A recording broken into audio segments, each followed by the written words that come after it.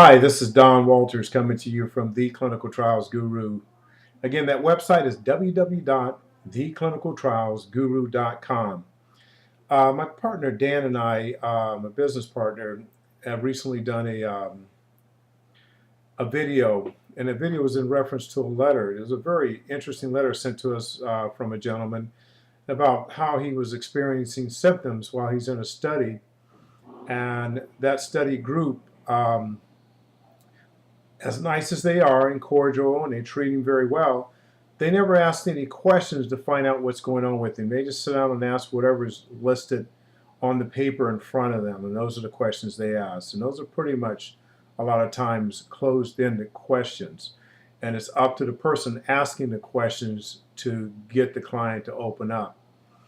The problem that we're having, and I think that's coming from this, is that um, first of all, we're putting somebody in jeopardy that's in the study. Now, this gentleman is in the study because, number one, he wants to see if this medication works for his illness better than the current medication on the market. Plus, he also stated that he likes the idea that he's testing a medication that may help somebody else, and I think that's wonderful.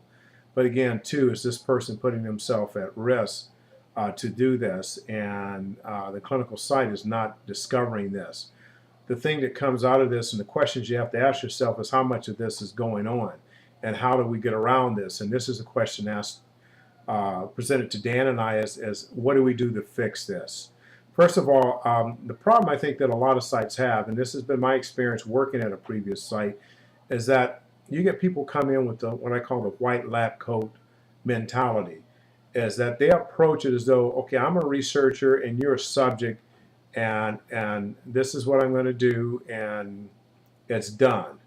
They forget that what's sitting in front of them is a human being with feelings, with thought, and you have to delve into that. You've got to ask open-ended questions. As a clinician put to me before, a friend of mine, is that what he's discovered in research is that the questions that you don't ask are more important than the questions that you do ask.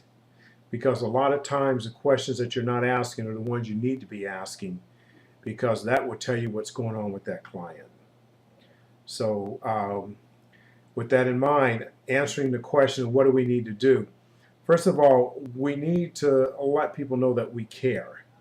That's what you need to do as an individual that's working at these sites. I don't care if you're at a big site and you got 20 people in front of you.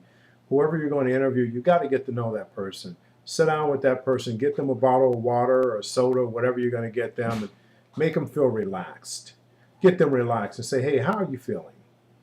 Look, we really need to know. We care about what's going on with you. I know this study is important to you, but what's more important is what's going on with you. And that's what you got to keep taking it back to that person participating. We care about you and what is going on with you. And you got to, through that, you can start building a bridge of trust. And once you build that bridge of trust, then you can really start asking the questions that's on that piece of paper and get a legitimate answer. Because if you're not getting a legitimate answer, how can you truly say that you have quality data to report? There's some other areas I can go on with this, but I'm not right now.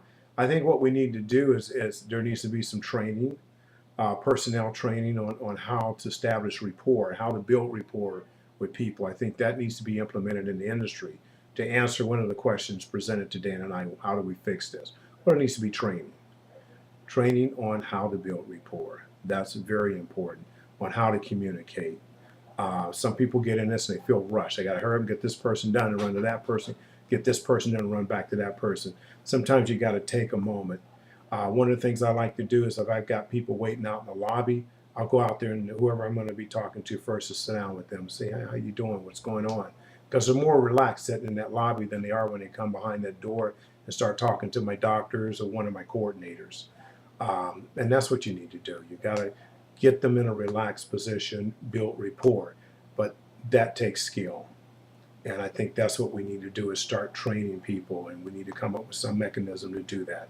But anyway, I hope that information helps.